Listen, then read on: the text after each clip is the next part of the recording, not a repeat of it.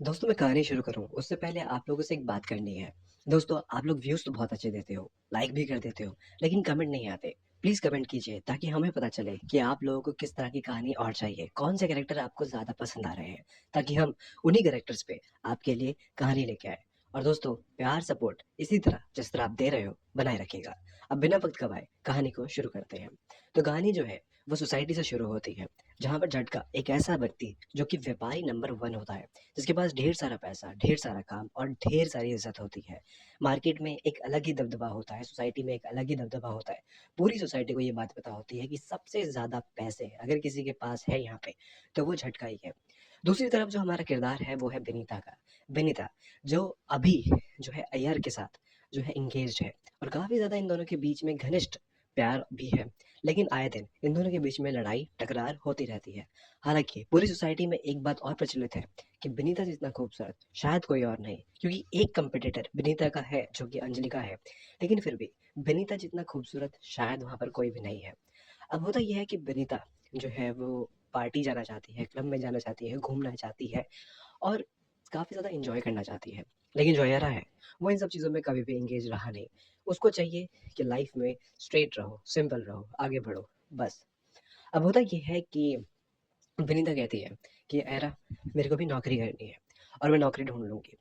तो अयरा कहता है कि ठीक है, अगर तुम्हारा मन है तो तुम नौकरी ढूँढ लो, क्योंकि अयरा इन चीज़ों में कभी भी रोक-टोक नहीं करता। इनफैक्ट वो रोक-टोक करता ही नहीं है। वो जस्ट सिर्फ़ अपने बारे में सोचता है कि भाई मेरे को क्या अच्छा लगता है, मेरे को क्या बुरा लगता है।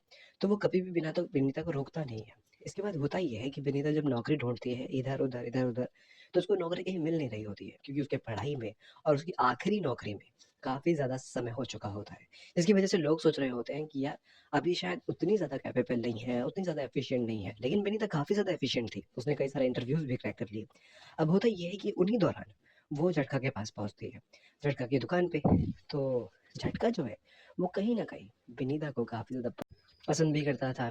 तो होता ये है कि जैसे ही वो विनीता को देखता है, तो वो काफ़ी ज़्यादा शॉक हो जाता है। वो विनीता को बोलता है कि आइए, आइए विनीता जी, बैठिए, बैठिए। क्या हुआ? आज आप इतनी परेशान क्यों लग रही है? कुछ मँगाऊँ आपके लिए? चाय, ठंडा, कॉफ़ी कुछ?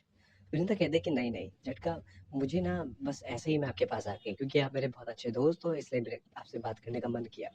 तब झटका कहता है कि हाँ, हाँ, बताइए ना, बैठिए प्लीज़।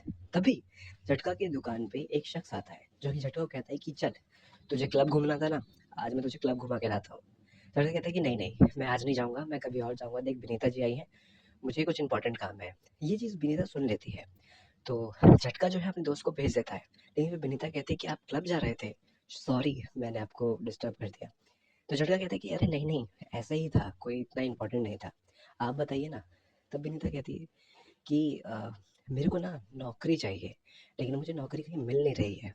झटका कहता है कि इतनी सी बात, आप मेरे ऑफिस में काम कर लीजिए, मैं आपको नौकरी दे देता हूँ। विनीता इस बात पे खुश हो जाती है। विनीता कहती है कि सच्ची में? वो कहता है कि हाँ, मुझे भी कोई स्टाफ चाहिए था जो कि बहुत ही अच्छा इंग्लिश बोलता हो या इस कामों में काफ़ी बेहतरीन हो। तो विनीता खुश हो जाती है। विनीता कहती है कि चलिए, फिर आज मैं और आप क्लब चलेंगे, वो भी रात को।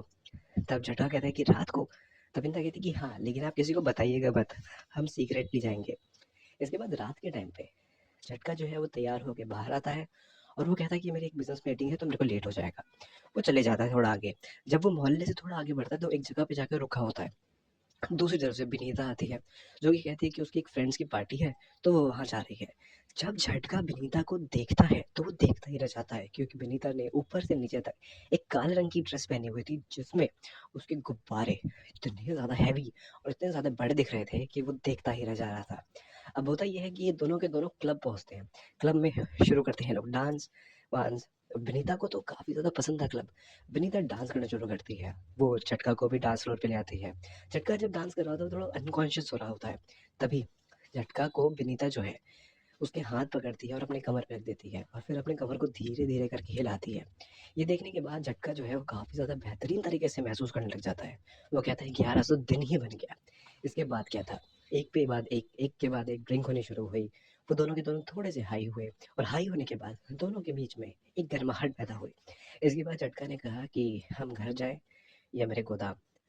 तब विनीता कहती है कि लगता है आपका इरादा थोड़ा बहक गया है।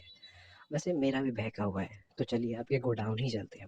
विनीता और झटका क्लब के बाद सीधा गोडाउन जाते हैं, गोडाउन खोलते हैं, गोडाउन के अंदर जाते हैं, शटर नीचे गिराते हैं और उसके बाद अंदर में क्या क्या करते हैं।